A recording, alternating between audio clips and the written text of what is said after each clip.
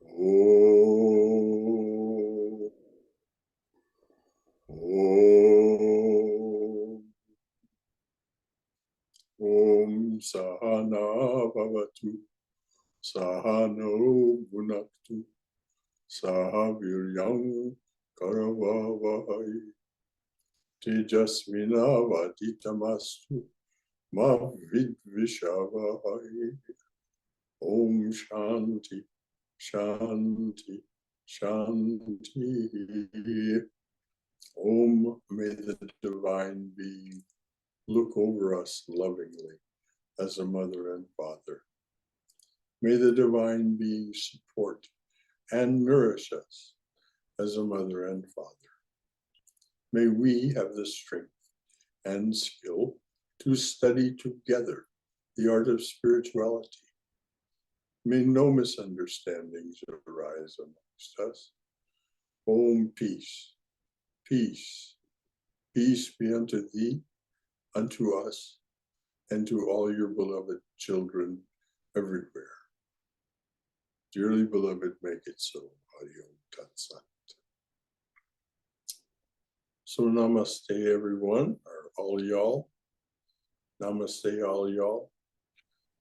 And welcome to our Tuesday evening study of the Gospel of Sri Ramakrishna. The reader is our beloved Haima, and she will tell us where she's going to begin reading this evening. Okay. Thank you, Brother Shankara. Good evening and namaste, everybody. We are on page 115 on PDF. So you'll have to calculate for the book accordingly. And the topic will be Master's attitude toward women. That's the topic. That's where I'm going to be starting today. Women are, all of them, the veritable images of Shakti. In Northwest India, the bride holds a knife in her hand at the time of marriage. In Bengal, a nut cutter. The meaning is that the bridegroom, with the help of the bride, who is the embodiment of the divine power, will sever the bondage of illusion. This is the heroic attitude. I never worship the Divine Mother that way. My attitude toward her is that of a child toward its mother. The bride is the very embodiment of Shakti. Haven't you noticed at the marriage ceremony how the groom sits behind like an idiot? But the bride, she's so bold. Next topic would be his love for Narendra. After attaining God, one forgets his external splendor, the glories of his creation. One doesn't think of God's glories after one has seen him. The devotee, once immersed in God's bliss, doesn't calculate anymore about outer things. When I see Narendra, I don't need to ask him, what's your name? Where do you go? Where is the time for such questions? Once a man asked Hanuman which day of the fortnight it was. Brother, said Hanuman, I don't know anything of the day of the week, or the fortnight, or the position of the stars. I think of Rama alone. October 16th, 1882. It was Monday, a few Let's days. just pause. Sure, Let's Brother pause Shankara. and reflect on what Hanuman said. Hanuman said. He doesn't think about any externals. You know, he doesn't know what day of the week it is, where the stars are. In other words, pays no attention to astrology, which was and is very popular in India. So he pays no attention to all that. I think only of Rama. And so this is the reason this is mentioned by the master and included in the gospel is that it is a sign to us.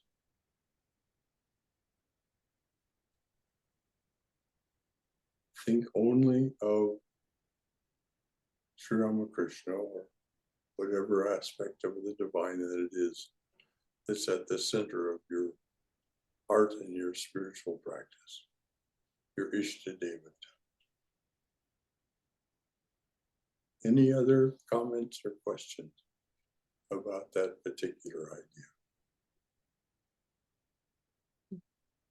Okay, please. I have a mundane question. Haima, please repeat the date that you just said. I'm having trouble finding the place in the book. Oh, is it? Okay, it's a page 115 on PDF. Master's attitude toward women. I started there, and now we went to next topic, his love for Narendra. In my printed version, it doesn't have the subtitles or subheadings. I think we're, because I was trying to find it. I think we're about middle of 117 in the hardcover.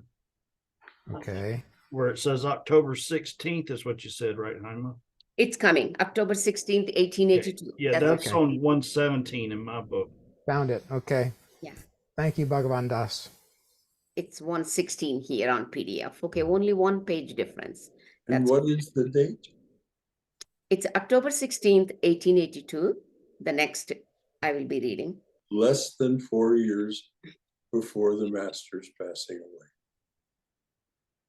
So all of this that we're learning from M was in this very condensed period of a little over 4 years when M was with him, serving as his instrument and gathering what the master would want published as the gospel later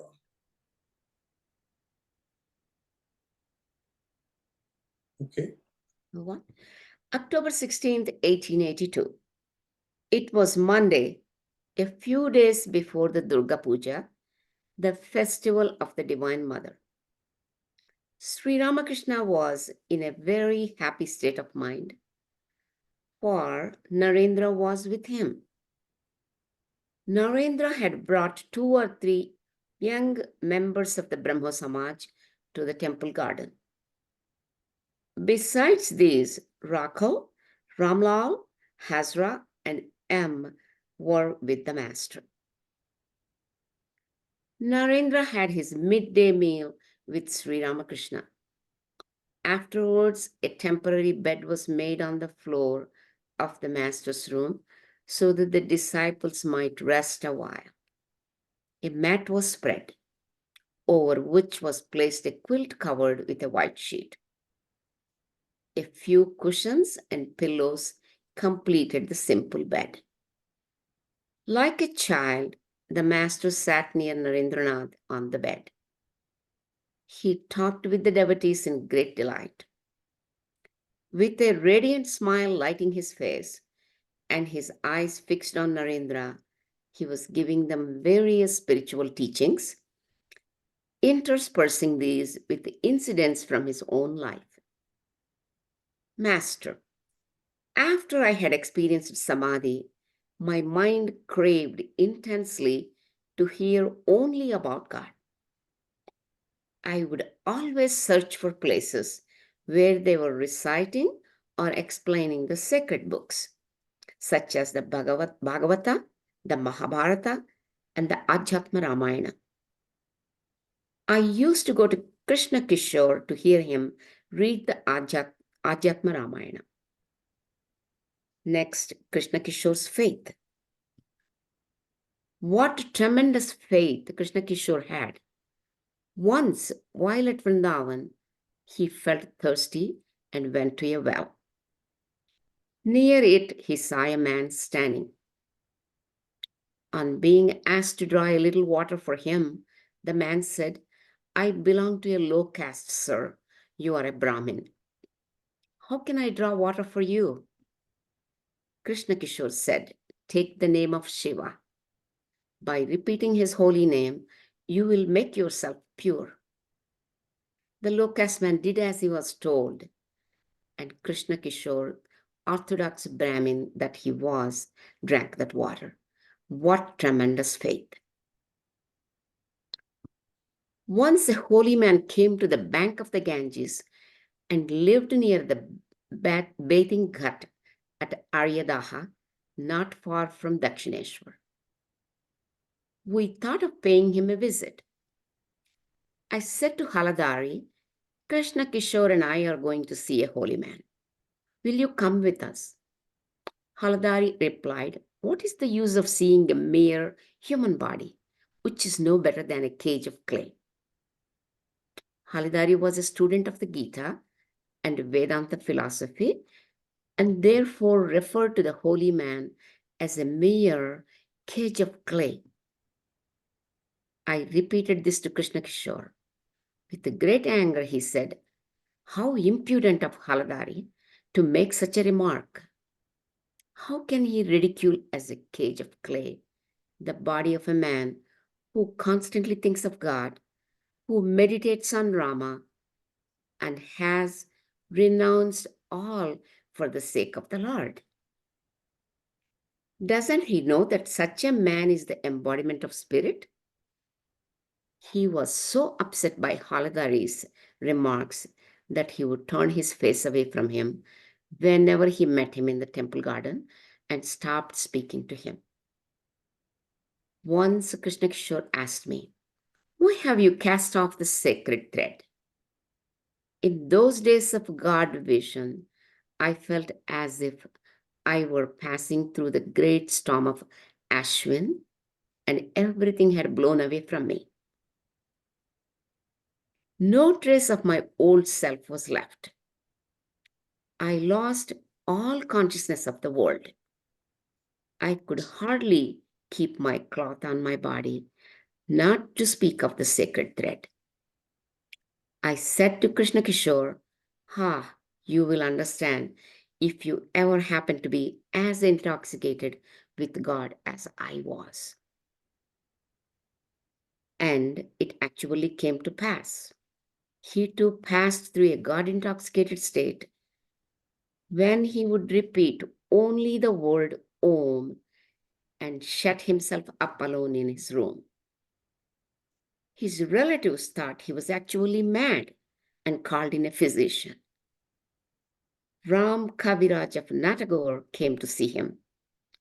Krishna Kishore said to the physician, cure me, sir, of my malady, if you please, but not of my Om.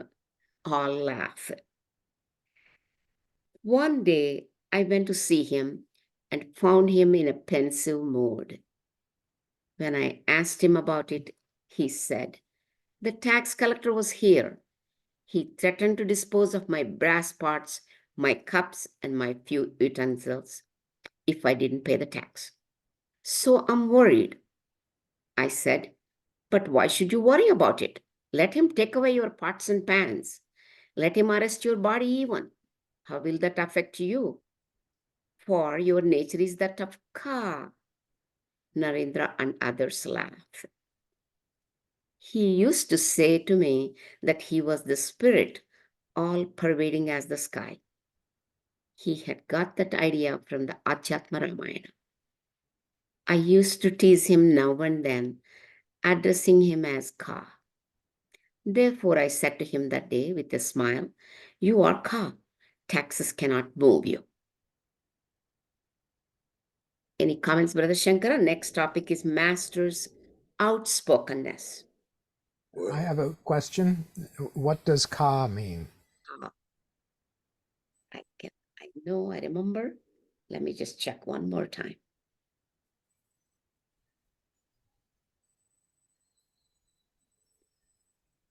So just read the last again.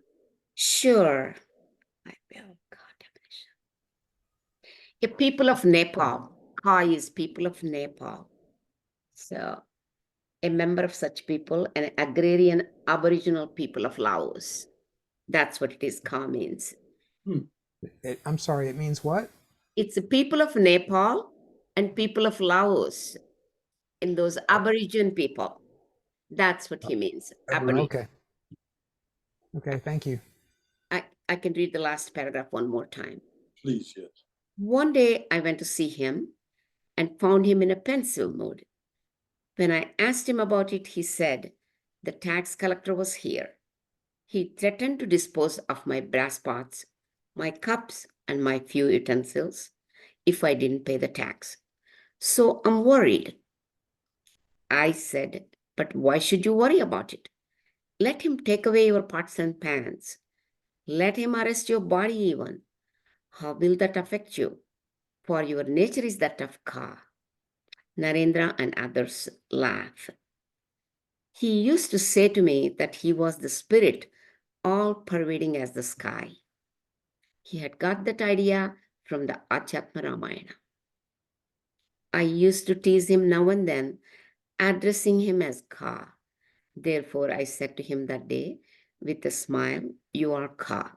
Taxes cannot move you.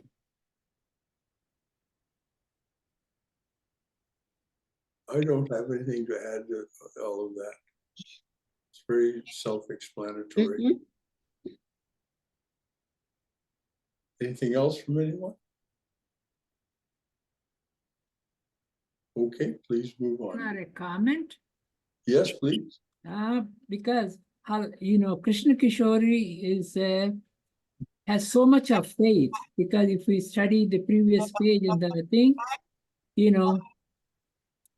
when he went and saw the low caste person, he just said, if you chant Shiva, you become a Brahmin, and you're pure.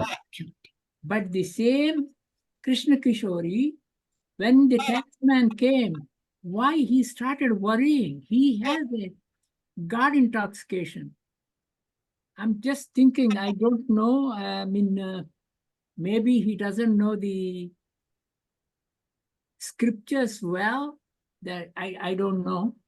Or maybe he's a bhakta, he is not a Vedantin. Well, in any event, we can take seriously the fact that he was disturbed. Yes. But Sri Ramakrishna calls him on it and says, why should you be disturbed? So we're habitually attached to our things, our pots and pans, our cups, and so on. So it's just natural for us to be a little concerned when someone says they're going to take them away for non-payment of debt. Plus, too, I mean, as embodied people, we can't always remain in the highest states. That's right. And so, everybody, comes into lower states and experiences all the things that come with the body. Yep. And slowly we progress. Exactly. We go to the higher realm. We cannot always keep our voice on the highest note. Mm-hmm. Namaste, everybody. Yes, Shailesh. Sri Ramakrishna says he lost track of time. And so on that same note, I'm reading a book by a person who travels to Mount Girnar every month on a full moon night. And this is the top of the mountain. Lord Dattatreya practiced penance standing on the top of the mountain for 10,000 years, they say. And this is now probably the different time of the era where he did that. So obviously it's not the same 10,000 years, but whatever that means a long period of time. And that mountain is older than Himalayas, they say. Wow. And they have done all the study and everything. And this person, so it's a tradition that people climb, and it's completely surrounded by a very thick forest, and there are lions and tigers in it. Lions is basically a sanctuary, and several wild animals. And this person who has written this book, he was directed from inside to start visiting this place every full moon. And so he climbs this every full moon, and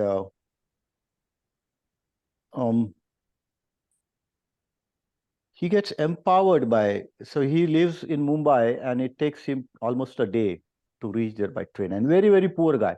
He was having serious financial trouble. And still he, it was being inspired. So, and he climbs at night, and he has encountered several lions or big snakes. A seven-hooded snake he saw, a divine snake, of course. And so he's extraordinary with all these experiences. And he writes all this, and these are very genuine. He's not lying or faking anything. But he also explains how he gets that state where he completely loses track of time. I mean, it's impossible. There are people who will say, "Don't go now because it's raining. It's intensely raining, and there is lightning and thunderstorm, and this is a huge mountain you're climbing up alone at night, water gushing down, and it's full of snakes and whatnot." I mean, this is he does this. He did this for 5 years, and then this was from 2004 to 2009. The person is still alive, even he was in 40s, and family man with kids, with one son. But he says that I just chant the name of God and I just start climbing, and I have intense desire to go up. There is no questions, nothing can stop me. And so I was just trying to correlate what Sri Ramakrishna said, that he had that experience, and then also this another person, he also had that. So I just can get a glimpse of it, that how it happens and what it can make an impact. And like Bhagwan said, you cannot stay at the very high state, you come down. And so this person does come down, obviously. But when he reaches there, he will just sit there and meditate till morning, and then he's kind of mellowed down, and then he comes down. So I just wanted to hear this, and I'm reading this book twice, and there are 4 volumes, and this is the first volume, and it's so inspiring. It's so inspiring. There are small little chapters that how amazing yogis who have been living there for hundreds of years, he comes across them, and they're living in these remote caves, and he goes at night, guided by some force to meet them. And then they give him a cup of tea and everything, and there is nothing inside. When he peeps inside, there's nothing. So they create this tea out of thin air, and then they chat with him, and it's basically you get a glimpse of how extraordinary people are still living like that, in the mountains and the remote regions, who are completely dedicated to God realization or completely immersed in that consciousness. I just thought to add that note. Thank you. Very good. Thank you. Shailesh, we saw one of the Swamis right a couple of months back, Vinayakananda, spent 7 years in the forest with all these wild animals. Yeah. Even Bhagwan Das saw him too. That's true. Yeah, it's amazing. It's amazing. I guess these people are special. Oh, he had such a feeling, such a presence around him. Yes. I mean, he was definitely had that feel to him.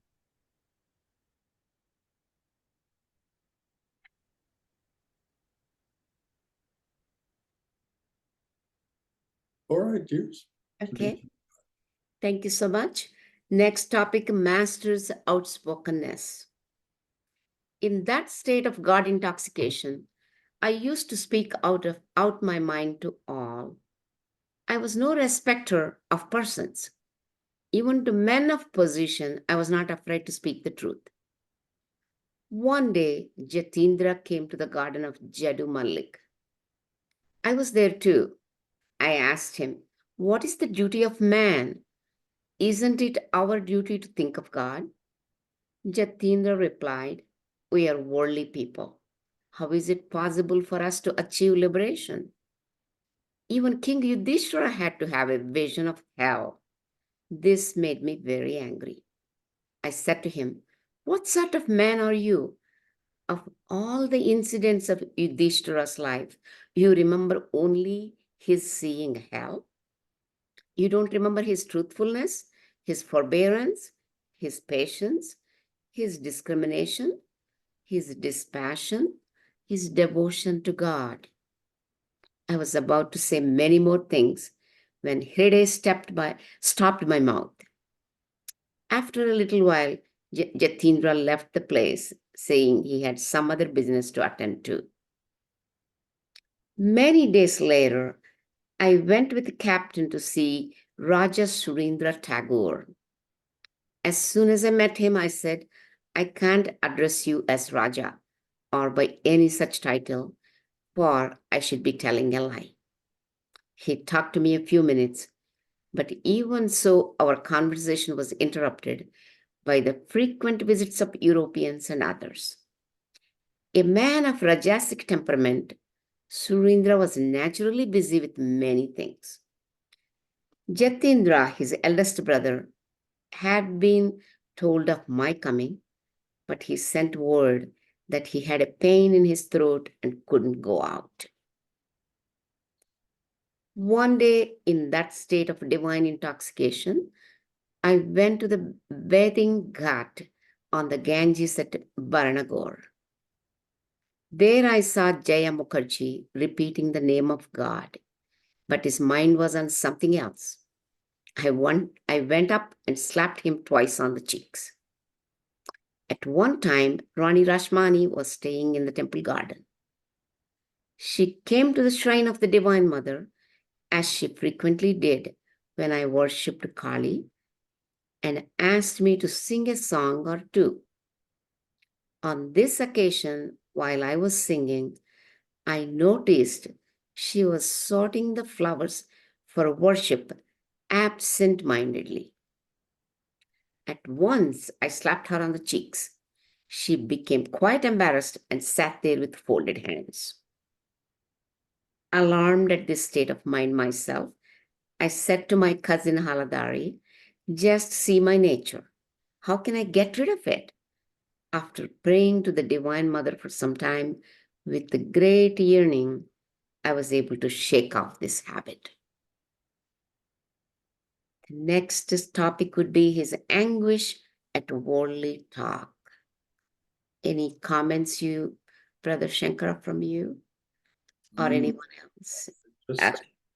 Just notice Mhm. the humility of the Rani Rasmani when the master slaps her on the cheek for letting her mind wander when she's in the shrine with Sri Ramakrishna, participating in the worship, and she lets her mind wander to asking the mother to help her win a lawsuit. And that's why the master slaps her. Mm. He later repents of it. Mhm. But notice that she does not take any retribution.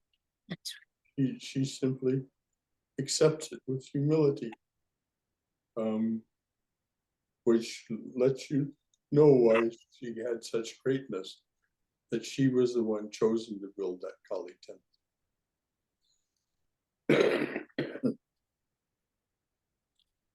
Anything else from anyone? Right, dear, please read on. Okay. Next topic is anguish at worldly talk. When one gets into such a state of mind, one doesn't enjoy any conversation but that about God. I used to weep when I heard people talk about worldly matters. When I accompanied Mathur Babu on a pilgrimage, we spent a few days in Benares at Raja Babu's house. One day, I was seated in the drawing room with Mathur Babu, Raja Babu, and others. Hearing them talk about various worldly things, such as their business losses and so forth, I wept bitterly and said to the Divine Mother, Mother, where have you brought me? I was much better off in the temple garden at Dakshineshwar. Here I am in a place where I must bear about woman and gold. But at Dakshineshwar, I could avoid it. the master asked the devotees, especially Narendra, to rest a while, and he himself lay down on the smaller couch. His ecstasy in Kirtan. That's the topic. Later in the afternoon, Narendra sang Rakul, Latu, M, Hazra, and Priya, Narendra's Brahmo friend, were present.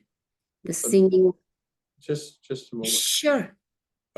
This man Latu, earlier Bhagavan Das told me about a book, Eternal Words, that was given to him by Swami Nikhilananda.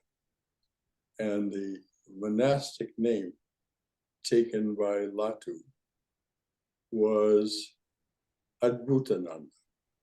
Ah. And the thing that is so remarkable about him is he never learned to read and write. He was completely dyslexic. Ah. That Sri Ramakrishna tried to teach him. So whatever is in that book, he must have narrated to others, and they transcribed it. So it makes it all the more precious that he didn't sit and cogitate and then write that book, but spontaneously spoke it out so that it could be transcribed. So Latu, who was just one of the young men that was coming to stay and live with Sri Ramakrishna, became, when they all became Swamis, Latu became Swami Adbhutananda.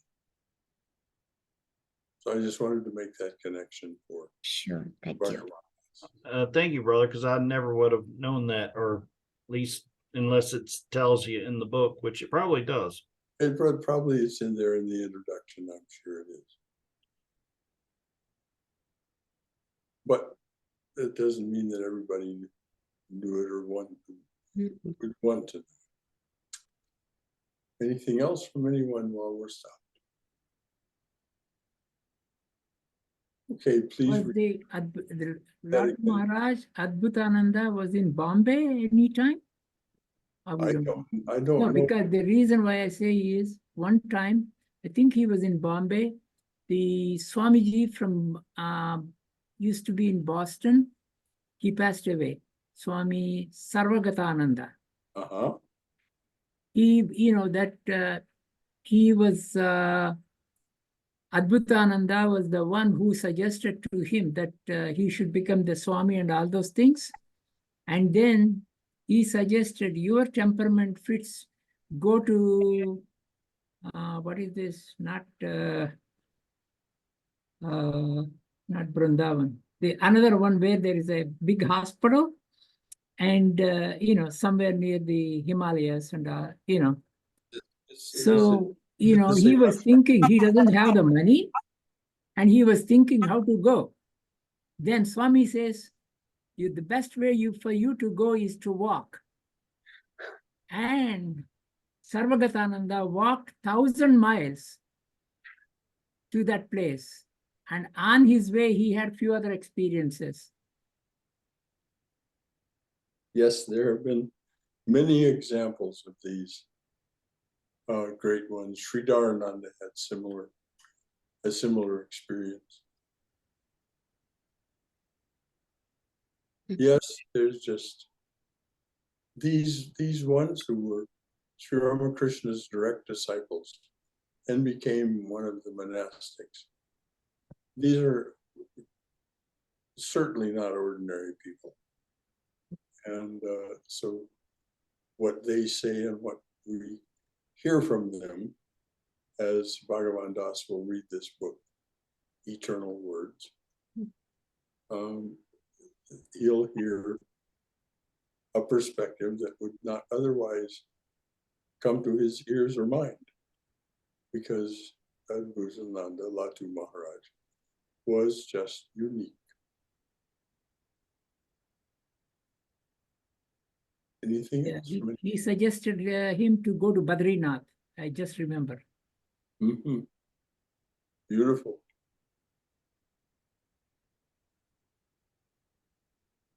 Okay. I will start again. His ecstasy in Kirtan. Late in the afternoon, Narendra sang.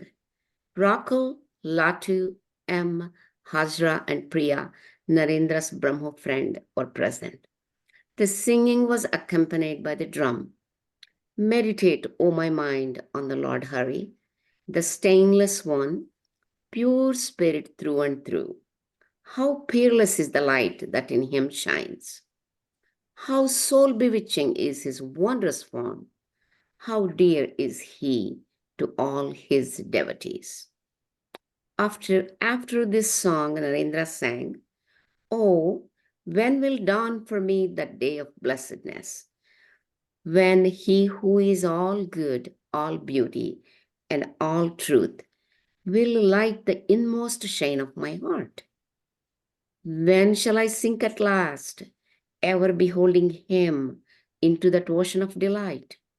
Lord, as infinite wisdom, thou shalt enter my soul and my unquiet mind, made speechless by thy sight, will find a heaven at thy feet.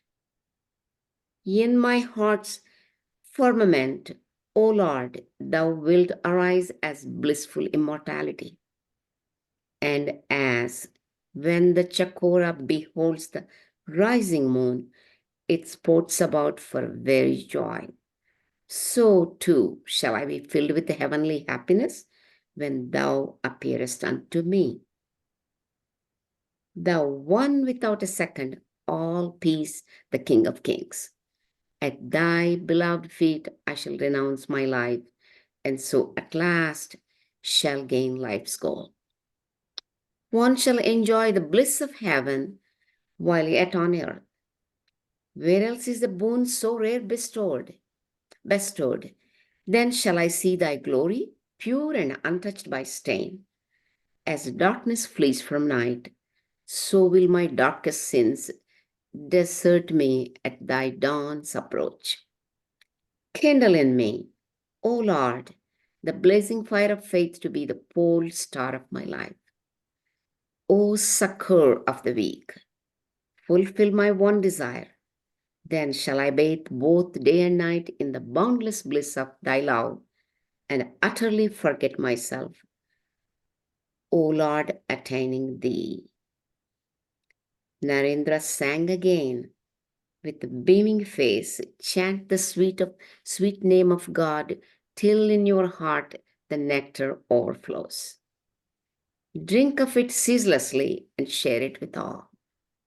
If ever your heart runs dry, parched by the flames of worldly desire, chant the sweet name of God, and heavenly love will moisten your arid soul. Be sure, O mind, you never forget to chant his holy name. When danger stares in your face, call on him, your Father compassionate. With his name's thunder, snap the fetters of sin.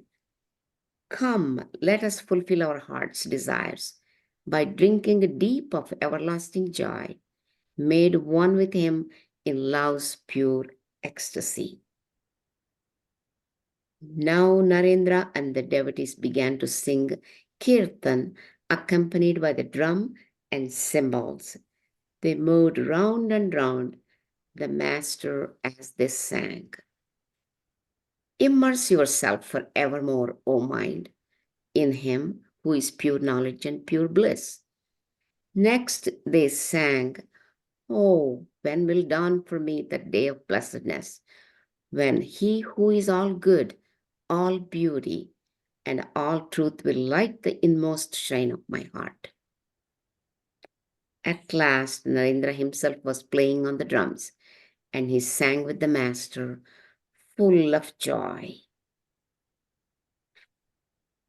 That is the end of his singing, the kirtan, and we will start another topic. Brother Shankara, any comments on this? Well, just that Narendra was an excellent musician, singer, player of instruments, songwriter.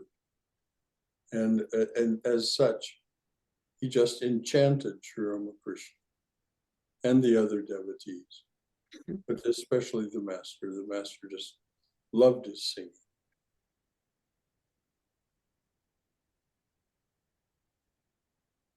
How are we doing for time? Oh, we have 20 minutes. Oh, good. Okay. Yeah, So, we can catch some more. yeah. Anything else from anyone while we're stopped? Okay, dear, please go on. Next topic, with beaming face, chant the sweet name of God. When the music was over, Sri Ramakrishna held Narendra in his arms a long time and said, "You have made us so happy today." The floodgate of the master's heart was opened so wide that night that he could hardly contain himself for joy. It was 8 o'clock in the evening. Intoxicated with the divine love, he paced the long veranda north of his room. Now and then he could be heard talking to the Divine Mother.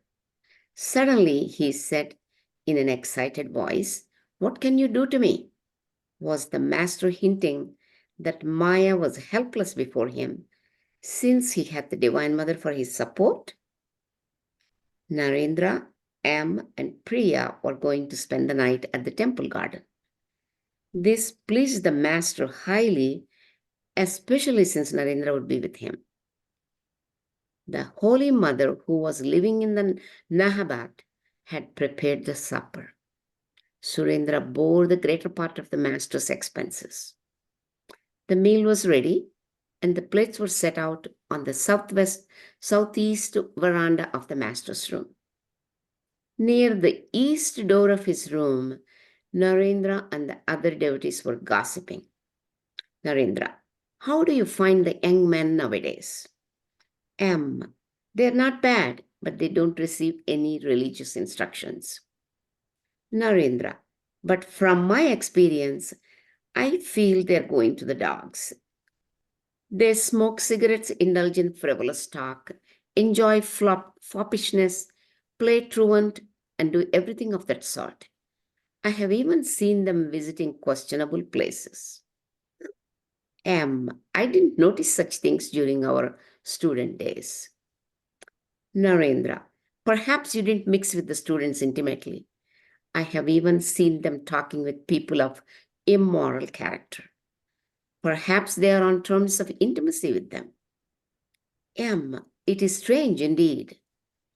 Narendra: "I know that many of them form bad habits. It would be proper if the guardians of the boys and the authorities kept their eyes on these matters."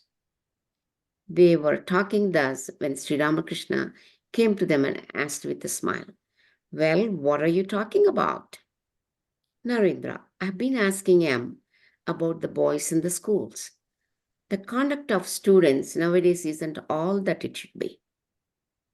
The master became grave and said to M rather seriously, "This kind of conversation is not good. It isn't desirable to indulge in any talk but talk of God.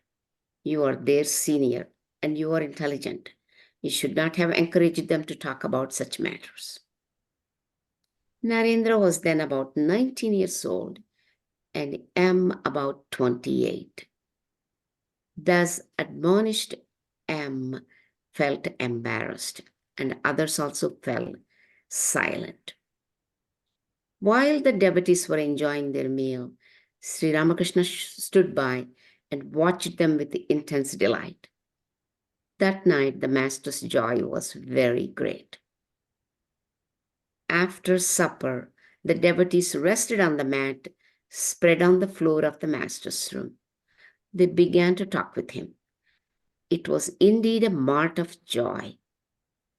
The master asked Narendra to sing the song beginning with the line, "In wisdom's firmament, the moon of love is rising full." Narendra sang, and other devotees played the drums and cymbals.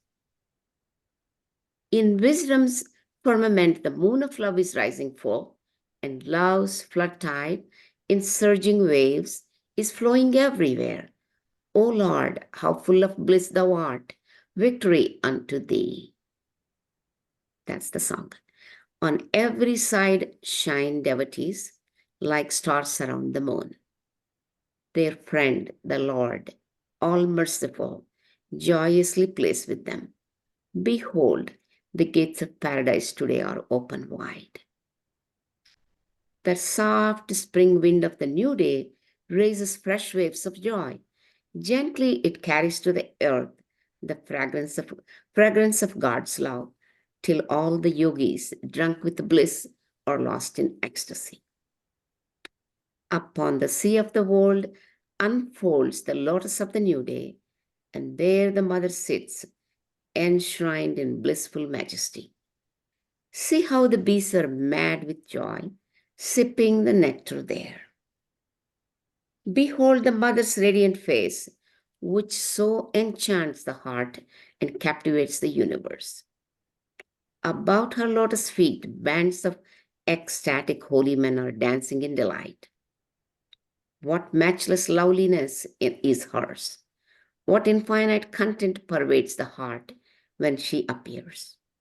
O brothers, says Premdas, I humbly beg you, one and all, to sing the mother's praise.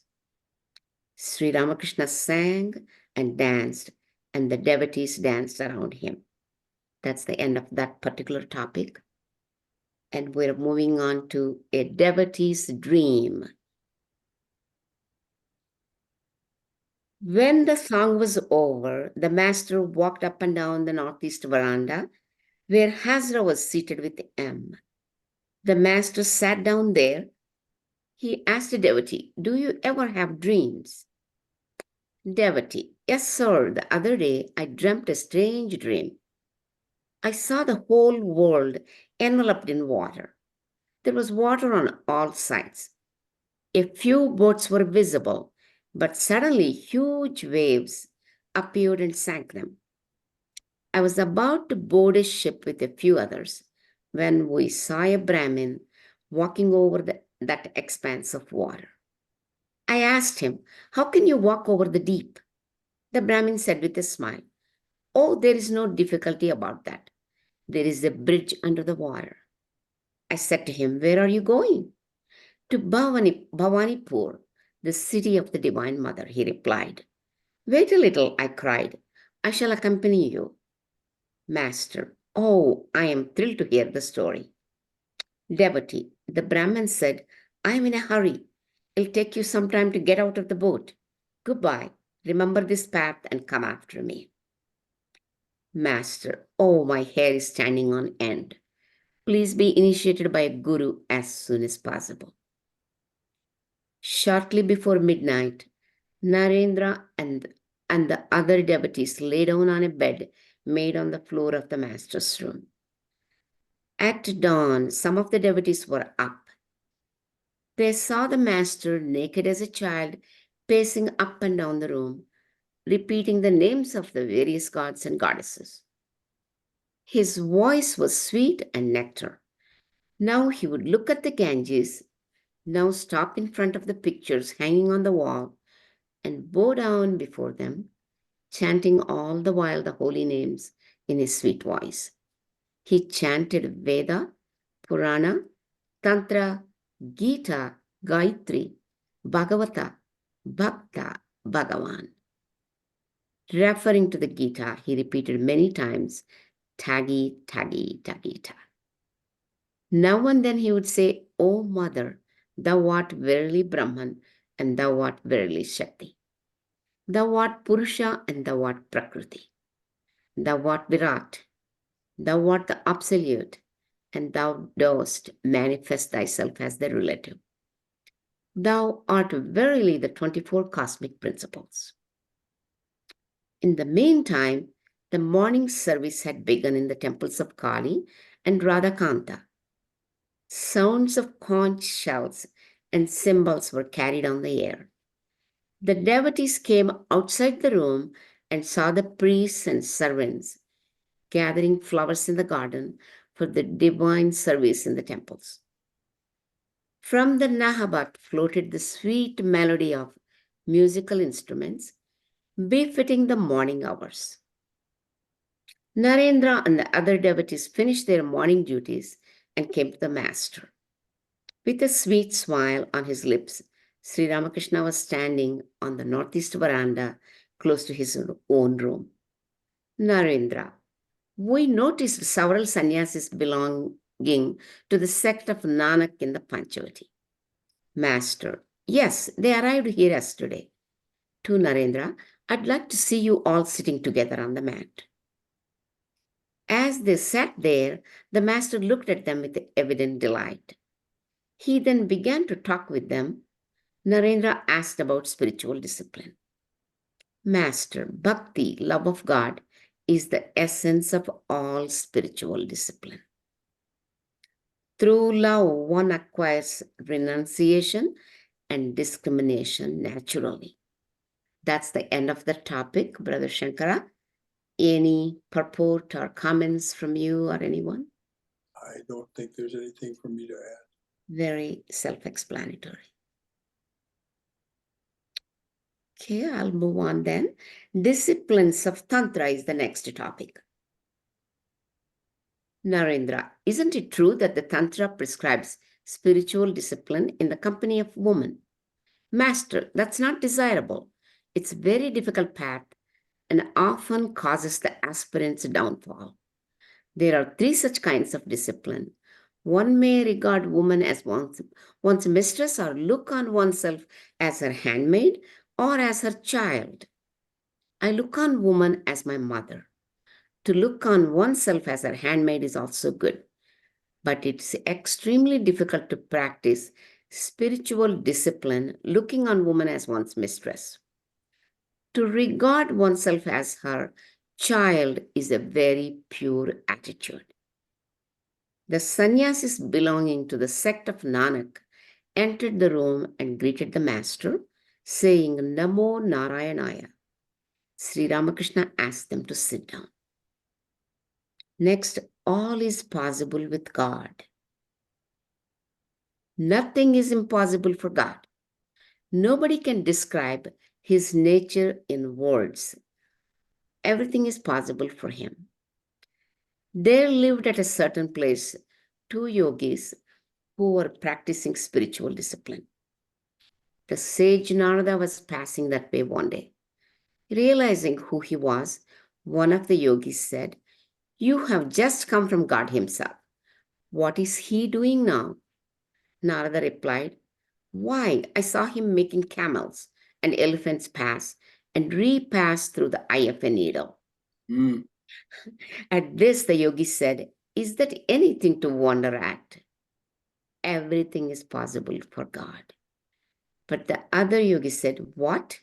Making elephants pass through the eye of a needle? Is that ever possible? You have never been to the Lord's dwelling place. At 9 o'clock in the morning, while the master was still sitting in his room, Manomohan arrived from Konagar with some members of his family. In answer to Sri Ramakrishna's kind inquiries, Manomohan explained that he was taking them to Calcutta.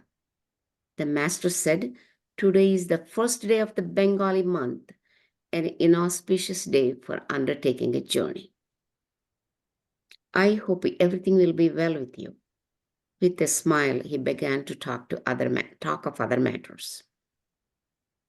When Narendra and his friends had finished bathing in the Ganges, the master said to them earnestly, Go to the Panchavati and meditate there under the banyan tree. Shall I give you something to sit on? Next, discrimination and dispassion. About 10:30, Narendra and his Brahmo friends were meditating in the Panchavati. After a while, Sri Ramakrishna came to them. M too was present. The master said to Brahmo devotees, In meditation, one must be absorbed in God. By merely floating on the surface of the water, can you reach the gems lying at the bottom of the sea? Then he sang the following. Taking the name of Kali, dive deep down, O mind, into the heart's fathomless depths, where many a precious gem lies hid. But never believe the bed of the ocean bare of gems, if in the first few dives you fail. With firm resolve and self-control, dive deep and make your way to Mother Kali's realm. Down in the ocean depths of heavenly wisdom lie the wondrous pearls of peace. O mind, and you yourself can gather them, if you but have pure love and follow the scripture's rule. Within those ocean depths as well, 6 alligators lurk, lust, anger, and the rest, swimming about in search of prey. Smear yourself with the turmeric of discrimination. The very smell of it will shield you from their jaws. Upon the ocean bed lie strewn unnumbered pearls and precious gems. Plunge in, says Ramprasad, and gather up handfuls there. Narendra and his friends came down from their seats on the raised platform of the Panchavati and stood near the master. He returned to his room with them. The master continued, when you plunge in the water of the ocean, you may be attacked by alligators, but they won't touch you if your body is smeared with turmeric. There are no doubt 6 alligators, lust, anger, avarice, and so on within you, in the heart's fathomless depths. But protect yourself with the turmeric of discrimination and renunciation, and they won't touch you. That's the end of the topic, Brother Shankara. We got 3 minutes left. Would you like to have any comments on this or anyone else? No, I don't think so, dear. Okay, let me see. We think, have. you know what? These 2 pages Mhm. really gave all about the, both the knowledge as bhakti as well as, the Vedantic knowledge. It is Yes. really interesting. We just have to keep on reading this. I These think 2 so. pages. It is Yes. amazing the way he explained all these things. And what are the page numbers in the book itself? In the book, it is from 121 to 123, Uh-huh. end of 123. Very good. And of course, even 124 also is continuing more or less on the same theme. Especially he's talking about the elephants going through he's putting them Yeah. to the eye of the needle. And he was saying there is nothing impossible for God.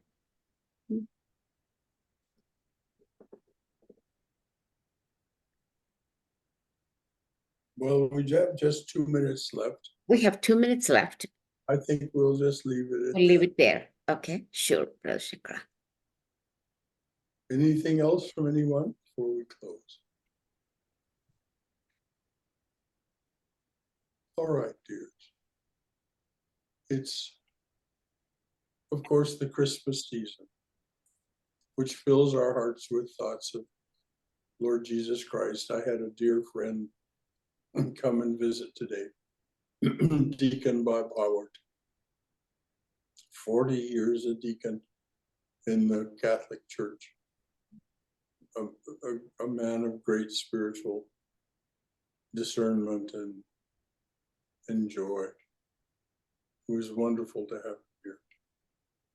So at this time of year, of course, we have these thoughts of Lord Jesus Christ, Mother Mary, the other disciples.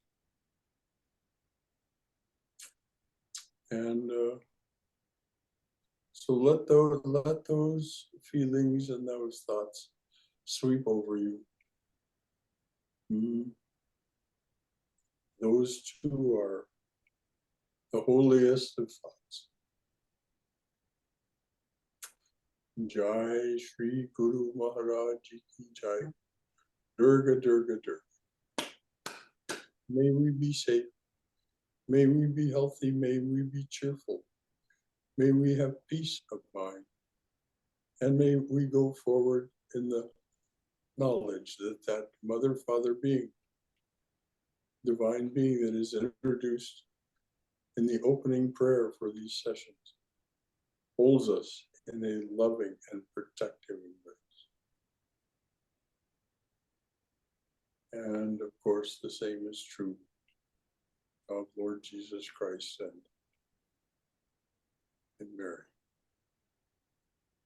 May you be well and in bright spirits until tomorrow evening.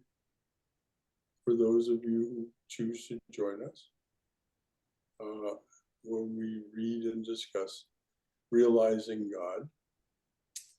And then Saturday, of course, we'll read and discuss Divine Grace.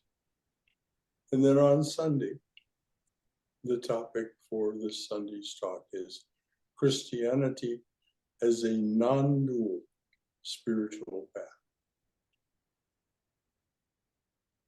So, Well, that sounds really interesting, Rose. well, I'm glad to hear you think so. It is an interesting subject, I guarantee you. As Rajaprana pointed out to us, Christ was far, far more complex than most people who practice his religion have any idea. That certainly is not true of Deacon Howard, who is here today. So may you all be well and in bright spirits. Merry Christmas and a Happy New Year. But until next time, see you then.